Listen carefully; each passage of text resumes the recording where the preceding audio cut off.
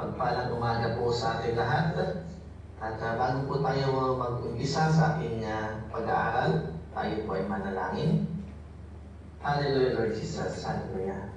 Panginoon, pinupuri at pinapasalamatan ka namin. Maraming salamat, Lord God, sa panahong ito, Lord. Sa oras na ito na kami po ay yung tinipon upang mag-aaral ng inyong mga salita. Dalangin namin, Ama, na ikaw po ang gumalaw ngayon, ang iyong banal na Espiritu, ang magbukas ng aming mga isipan, aming mga puso, nang nawang ang aming matatanggap ngayon ay maitanim sa amin, Ama. Lord, gamitin mo po ako bilang instrumento na maghahayag ng iyong mga salita. Salamat, Ama. In Jesus' name we pray. Amen. Hallelujah. Ating pag-aaral ngayon, mga kapatid, ating ibabahagi ay patungkol po sa disiplina. And ito po ay ating kailangan sa ating buhay. Title po nito ay Importance of Discipline. Disiplina po. Okay, amen po ba? Hallelujah. Okay, so una po, ano po ba ang disiplina? Okay, ito po ay ang pagsanay at pagkontrol sa sarili upang sundin ang mga tuntunin at pamantayan. Ulitin ko po, ano po ang disiplina? Ito po ang pagsanay sa sarili, pagkontrol sa sarili upang sumunod sa mga tuntunin at pamantayan. Amen? Ito po ay self-control. Okay? Ito po ay isang katangian na meron sa atin na kinukontrol mo ang iyong sarili na, uy, ito ay aking dapat gawin, ito ay dapat na aking sundin. Okay? At ang discipline po, mga kapatid, ito po ay kailangang i-develop. Okay? Ito po ay kailangang palakasin. Ito po ay kailangang sanayin. Okay? Sapagkat ang disiplina po ay hindi ito basta-basta na nandiyan. And ang disiplina po ay kailangan mag-grow, ma-enhance po sa atin. Okay? At naniniwala po ako, mga kapatid, na ang disiplina, unang-una, ito po ay itinuro sa atin ng ating mga magulang. Tama po ba? Ito po ay itinuro sa eskwelahan. Okay? Nung tayo din po ay maliliit na mga bata, ang disiplina po ay tinuro sa eskwelahan din. Kaya po meron tayong mga subject na good manners and right conduct. Hindi po ba? Okay? Mga kapatid, ang ating Panginoong Diyos ay He is a God of order. Okay? He is a God of order that everything should be in order. God sets rules. God sets instructions and commands that we should obey.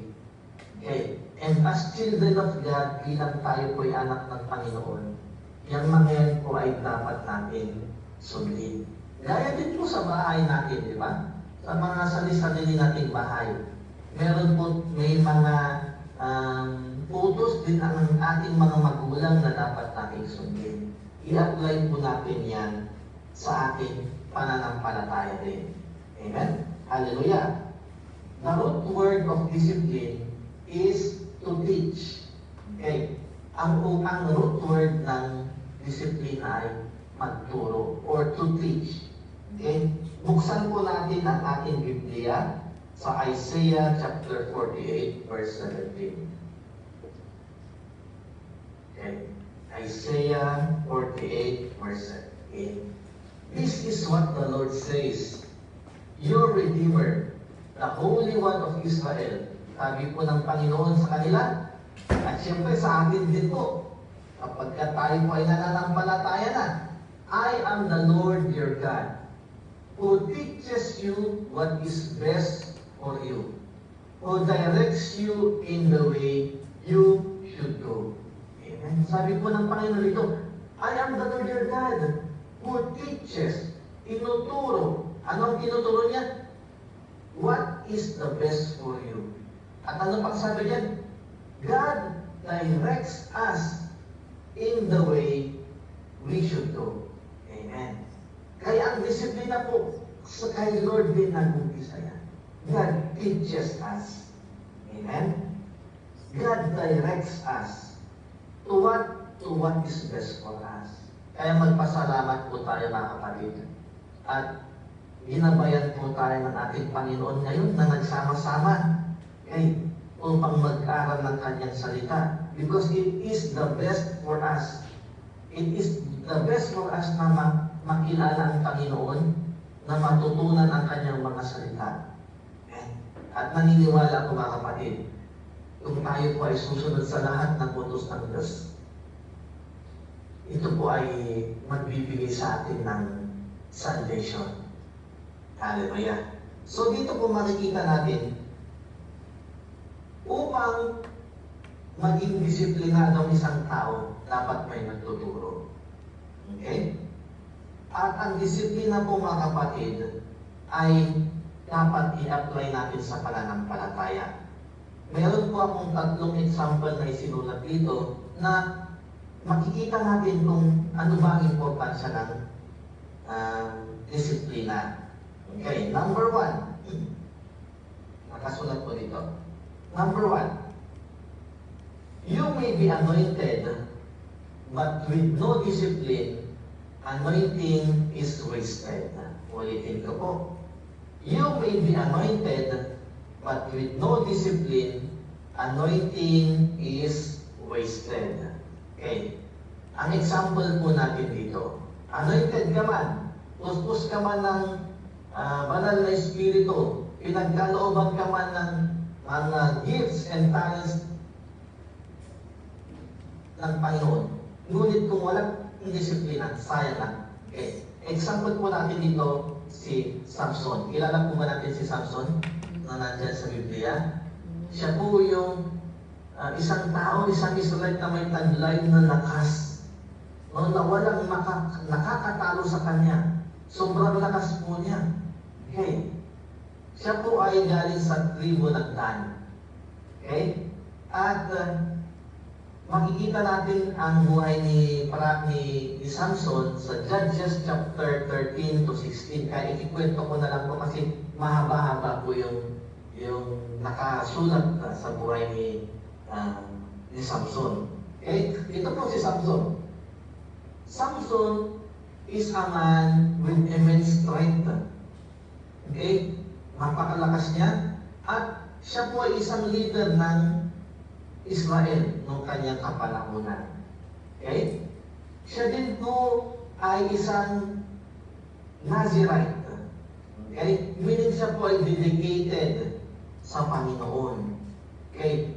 Mula ng kanyang pagkabata. Sapagkat si Samson po mga kapatid, meron pong isang couple. Okay? Wala po silang anak. Okay? Nanalangin po sila sa Panginoon.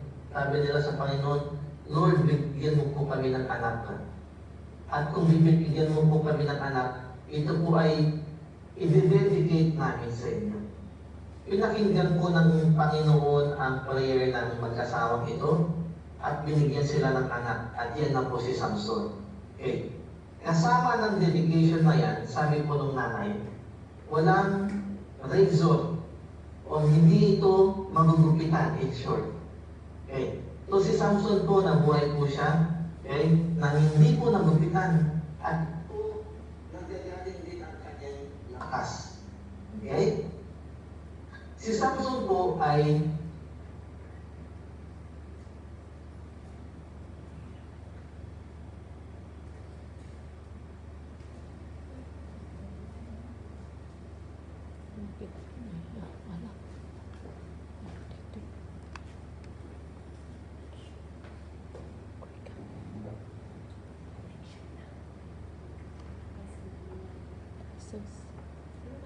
lamatano si Samson at Pan-Israelites.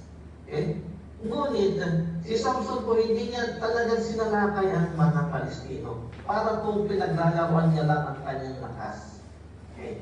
Si Samson po mga kapatid ay maraming mga pagkukulang din. At marami siyang mga kamalian sa buhay. Marami siyang mga bisyo. Siya po ay isang babaero. rough attitude po si Samson, siya po ay prideful, and he lacks seriousness sa kanyang katungkulan kailan. Okay. And in turn, si Samson po ay may nakilalang isang babae na nagngalang Delilah. Okay? Itong si Delilah na ito, ginamit po siya ng mga kaaway bilang isang trap para kay Samson. Sapagkat minahal din po ni Samson si Delilah, parating sinasabi ni Delilah, ano ang sekreto ng inyong lakas? Hindi po sinabi ni Samson nung una, paulit-ulit na sinasabi ni Samson, ganito, ganyan, ganito, ganyan. Hanggang nainis na siya kay Delilah at sinabi niya na ang tunay na nagbibigay sa kanya ng lakas. Kaya sabi niya kay Delilah, yung buhok ko, ito ang nagbibigay sa akin ng lakas, na kung ito ay magugupitan, mawawala ang aking kalakasan. Okay? So yan po ang nangyari. Nung natutulog po si Samson, okay, ginupitan po yung kanyang buhok, itinali at siya po ay na-capture, natugis po siya ng mga Palestine. Okay. Kung titignan natin dito, nawala yung kanyang kalakasan. Okay. Lack of discipline brought Samson to his demise. Kung si Samson sana ay pinanatili ang kanyang disiplina, hindi po siya mahuhuli ng mga Israelite at ng mga Palestine. Okay. Nung nahuli po si Samson ng mga Palestine, itinali siya, tinanggal din yung kanyang mata, ikinulong siya, at pinagtrabaho po siya sa kulungan. So makikita po natin from bilang isang leader, okay, sapagkat wala siyang disiplina, bumagsak po siya. Okay. Anong nangyari sa buhay ni Samson? Okay. Si Samson, nung nabuhay siya, hindi po niya natapos yung kanyang mission. Ang mission niya dapat ay ibigyan ibigay sa tribe of Dan ang lupain ng Palestine, o sakupin ang Palestine, ngunit hindi niya po nagawa. Okay? Namatay po si Samson, pakita po natin, alam po natin yung tinutukoy ko, di ba, si Samson, nung bago siya mamatay, no? Dinala po siya nung nagsiselebrate ang mga Palestine. Dali niya si Samson. Okay? Nagpa-party po sila doon. Si Samson po, itinulak niya yung dalawang poste ng lugar kung saan sila nagsiselebrate. Bumagsak po yung poste yun, namatay ang mga Palestine, ganun din po, namatay din po siya. So makikita natin dito, anointed man siya, puspos man siya ng pagpapala o biyaya ng Panginoon. Yung lakas na aking tinutukoy. Dahil hindi po siya disiplinado, wala din pong nangyari. Nasayang lang din. Amen? Discipline makes your anointing useful. Amen? Kung sana nagkaroon ng disiplina si Samson, edi mas naging magaling pa siya na leader. Okay? So yan po yung una. Without discipline, nasasayang po ang anointing. Okay? Pangalawa, you may be chosen, but with no discipline, you will be rejected. Amen? Pinili ka man ng Diyos, ngunit kung wala ka namang disiplina, aayawan ka din ng Panginoon. Amen? Sino po ang tinutukoy ko dito? Si King Saul po ang tinutukoy ko dito. Si Haring Saul po. Okay? Makita natin yung buhay niya doon sa 1st and 2nd Samuel. Okay. Ano po ba ang nangyari kay King Saul? Sa panahon na wala pa pong hari ang mga Israelites, nakita po ng mga Israelites na sa mga bansang nakapalibot sa kanila may mga hari. And nakita nila, uy, kung may giyera, meron silang hari na namumuno. Gusto din namin ng ganun, sabi ng mga Israelites. Ang Israelites dati, mga kapatid, wala po silang gobyerno. Okay? Meron silang spiritual leader, isang propeta na nagngangalang Samuel. At siyempre, ang hari nila ay ang Panginoon. Ngunit mas ginusto ng mga Israelites na magkaroon ng hari. Ayaw man ni Prophet Samuel na gawin ito at siyempre, masakit din sa Panginoon na nandito na nga ako, magkahanap pa kayo ng hari. Ngunit pinagbigyan niya ang mga Israelites. So, nung pinagbigyan niya ang mga Israelites, pinili niya si Saul. So, maintindihan natin, si Lord din ang pumili kay Saul. You may be chosen. Pero tignan natin, may disiplina kaya si Saul. Dumating po ang panahon na si Saul ay isa ng hari. Isa na po siyang hari. Siya na po ang sinusunod ng mga tao. Nagbigay po ang utos ang ating Panginoon. Ano po ang utos niya? Makikita natin dito sa 1 Samuel chapter 15, verse 3. Inutusan po niya ang si King Saul. Sabi niya dito, go and attack. Balikan po natin yun. Sabi po ng Panginoon kay King Saul, go and attack the Amalekites and totally destroy all that belongs to them. Do not spare them. Put to death men and women, children and infant, cattle and sheep, camels and donkeys. Yan po ang utos ng Panginoon. King Saul, attack Amalekites. Kill everyone. Yun po yung command. Ngunit ano po ang nangyari? Nung inatake po nila ang mga Amalekites, hindi po nila pinatay lahat. Hindi po nila pinatay yung hari ng Amalekites na si King Agag. Maliban doon, nakita ng mga sundalo ni King Saul na, malalaki yung mga tupa, malalaki yung kambing. Pinili po nila. Di ba sabi ko kanina, kill everything. Yung mga tao, maski po yung mga animal, patayin dapat. Yun nga lang, hindi nila pinatay lahat. Yung mga matatabang animals, mga donkey, mga kalabaw, baka, hindi po nila pinatay. Ano pong rason bakit hindi nila pinatay? Sabi nila, maganda to, na mga alay sa Panginoon. Ngunit hindi po yun ang interest ng ating Panginoon. Hindi po interesado ang Panginoon sa mga iaari nila. Mas interesado po ang Panginoon sa pagsunod ng mga ni King Saul at mga sundalo niya. So makikita natin dito, na sa lahat ng antas ng buhay, dapat may disiplina. Maski hari na si Saul, gusto pa rin ng Panginoon na may disiplina, may pagsunod. So dito po mga kapatid, nag-disobey po si King Saul. Verse 26, basahin po natin.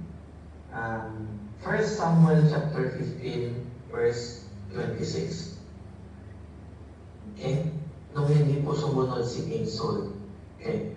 Sabi ni King Saul, sabi ni Samuel kay Saul, nagalit siya, ba't hindi mo sinunod ang Panginoon? Ba't may mga naririnig akong tupa, naririnig akong kambing? Sabi ni King Saul, ito iaalay namin to sa Panginoon. But sabi po dito, but Samuel said to Saul, I will not return to you, for you have rejected the word of the Lord. Hindi mo kasi sinunod. And the Lord has rejected you from being king over Israel. Sabi po dito, the Lord has rejected you from being king over Israel. So napakasakit naman no? Napili ka na bilang hari, ngunit sa huli, i-reject ka din pala. Nandyan ka na nga sa sa taas, bumagsak ka pa. O parang kay Samson din, di ba? Leader na nga siya, pero natalo din siya sa huli. Okay. Si King Saul po mga kapatid, okay, nireject ng Panginoon kapagkat nag-disobey siya. Okay? Yan po ang sinabi ko kanina. You may be chosen, but without discipline, you will be rejected. Amen? Sayang po mga kapatid kung sana naging disiplinado lang si King Saul. Okay? Yan po. Okay. Number 3, na makikita natin na importante ang disiplina. Number 3, you may be an assistant to your pastor, okay? But if you lack this self-discipline, you will gain nothing. No? Maging assistant ka man ng pastor mo, or prophet, or sino man, okay? Kung wala ka namang disiplina, you will gain nothing. Okay? Why? Because being close to your pastor is an advantage. Okay? Sapagkat privilege po na maging assistant. Okay? Kagaya po ng mga apostles. Yung 12 apostles po na yan, ano po ang tawag nila kay Jesus? Teacher or rabbi. Okay? Yan po ang tawag nila kay Jesus. Ano ang root word ng discipline? To teach. So advantage nila kasi may magdidisiplina sa kanila. May magtuturo sa kanila. Okay. So, ang example naman po natin dito ay si Gehazi. Okay, meron kung nagnangalap isang assistant at mensayo na ang kanyang master during that time is Prophet Elisha. Okay, so si Prophet Elisha, meron siyang assistant. Ang pangalan, Gehazi. Okay, makita po natin yan sa 1 Kings. Okay, mahaba-haba din po yan, kaya ikikwento ko na lang din po. Okay, so Gehazi was an assistant. Okay, and he lived with Elisha for a few years. Okay, meaning kung nabubuhay ka kasama ng iyong leader, marami ka dapat natututunan.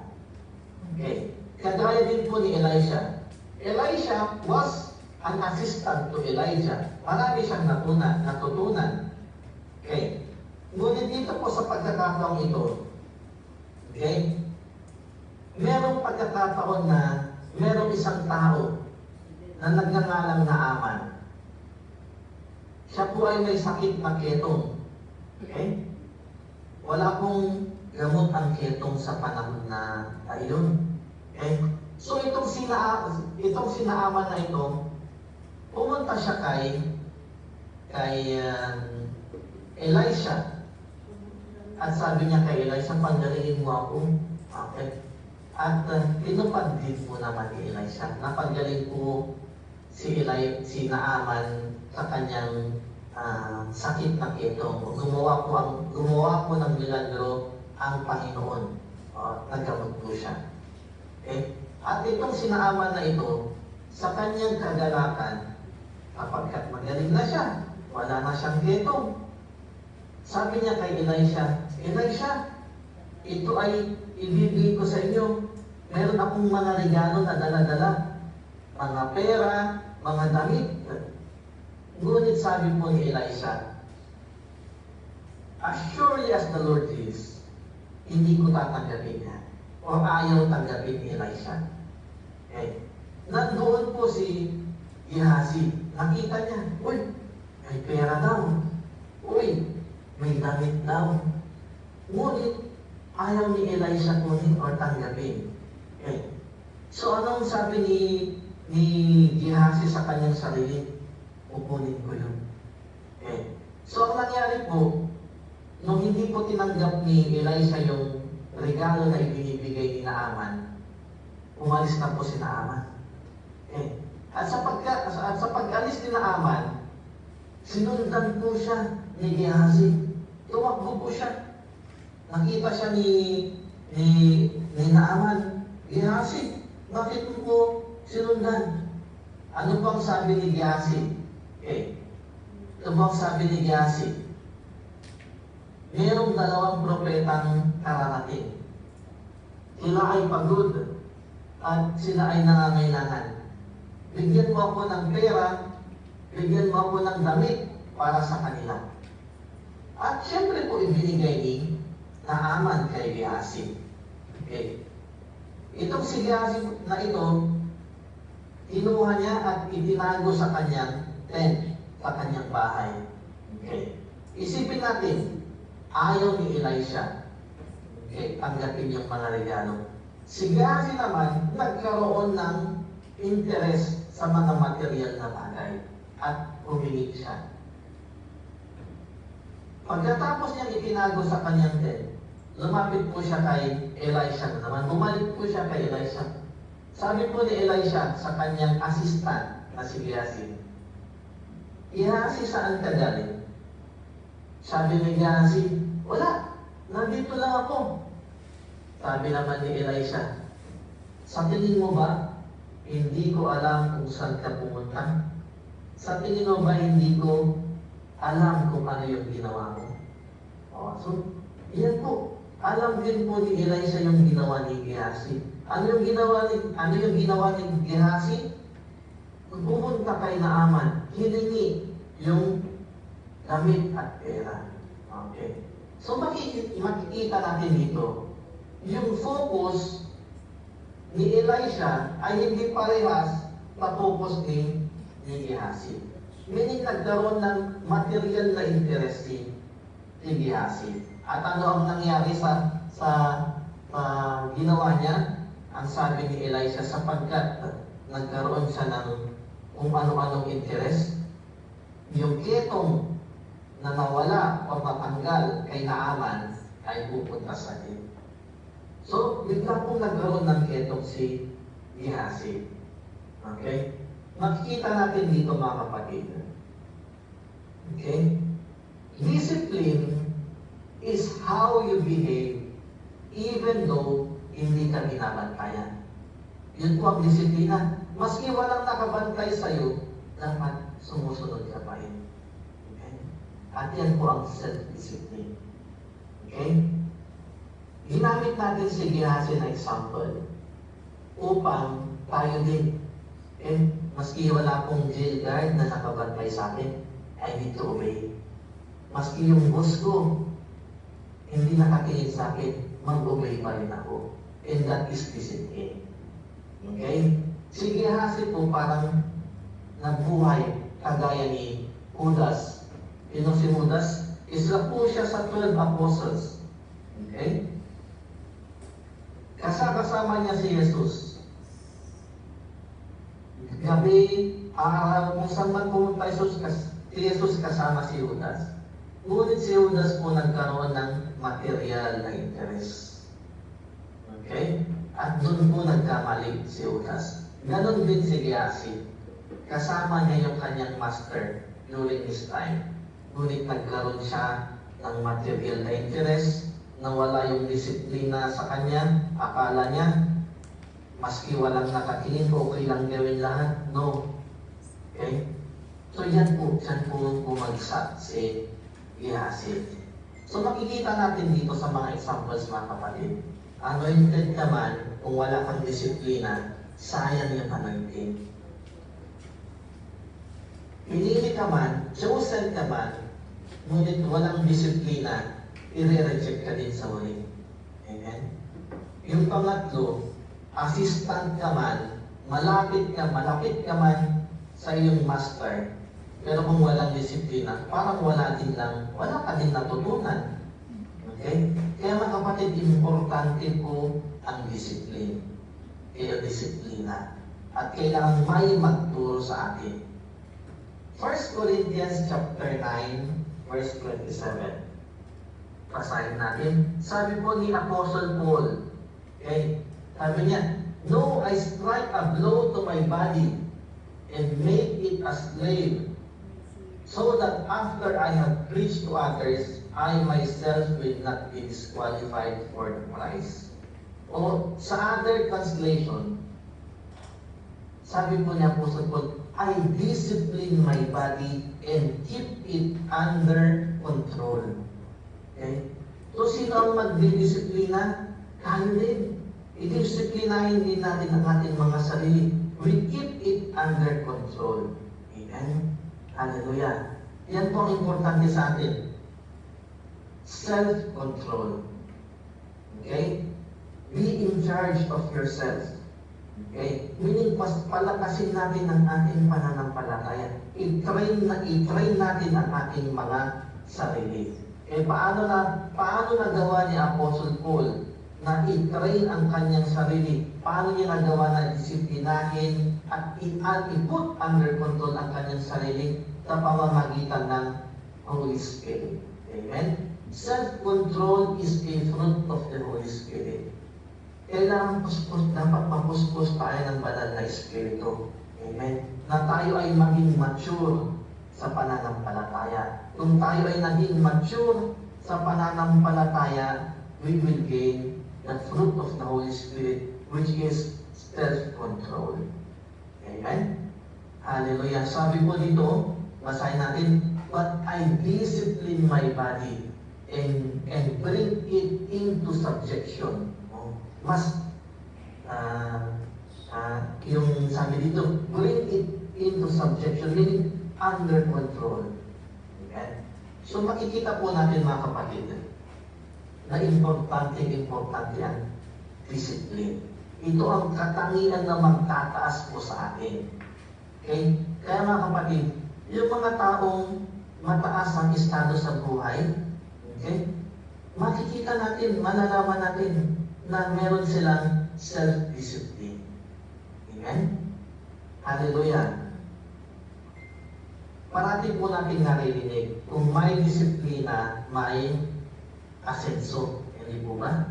Kung may disiplina, may pagbabago. Kaya mga kapatid, i-apply po natin yan sa ating buhay na meron tayong discipline.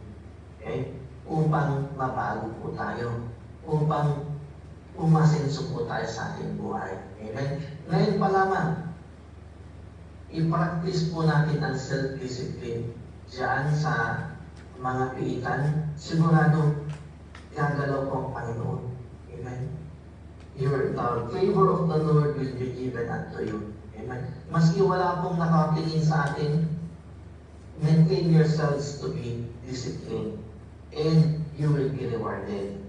Okay? Mga kapatid, sabi po ng Panginoon, the Lord disciplines those He loves. Amen? Kung ang mga minamahal ng Panginoon, dinidisiplina. Marahil sa panahon ito po ang kaparaanan na tayo po ay disiplinahin ng Panginoon. Okay? Upang tayo po ay may lahat. Okay? Hallelujah. So basahin po natin. May oras po pa po tayo. Hebrews chapter 12. Okay, Hebrews chapter 12. Okay? Verse 6. Doon na lang po tayo sa verse 6. Okay? Okay. Because the Lord disciplines the one He loves, and He chastens everyone He accepts as His sons. Okay? So dito po makikita natin, dinidisiplina ng Panginoon ang kanyang mga minamahal, and He chastens, sabi dito, He punishes everyone He accepts as His son. Okay? Hallelujah. So dito po sa talatang ito, maramdaman sana natin na mahal tayo ng Diyos. Amen? So, if there is discipline, there is righteousness. If there is righteousness, there is holiness. And if there is holiness, we will be with God. Yun na lang po mga kapatid. Kung meron tayong disiplina, may righteousness. Kung may righteousness, may holiness. Kung may holiness, makakasama natin ang ating Panginoon. Amen? Kaya mga kapatid, palakasin po natin ang disiplina sa ating buhay. Okay? Pag-ingatan po natin yung mga ipinagkaloob sa atin na blessings ng Panginoon. Okay? upang ito po ay hindi masayang. Okay? Hallelujah. Let us pray. Hallelujah, Lord. Father, we praise you and we thank you. Maraming salamat sa mga salita mong aming pinag-aralan. Nawa ang self-discipline ay mapalakas sa amin, O Father God, upang kami po ay maging kaaya-aya sa inyo. Dalangin namin na magtrabaho ka sa buhay ng bawat isa sa amin at ang inyong gabay, ang inyong banal na Espiritu ay hinihingi namin upang magbigay ng patnubay sa amin. Once more, we give you glory, we honor you. In Jesus' name we pray. Amen. Balik po natin sa ating sing.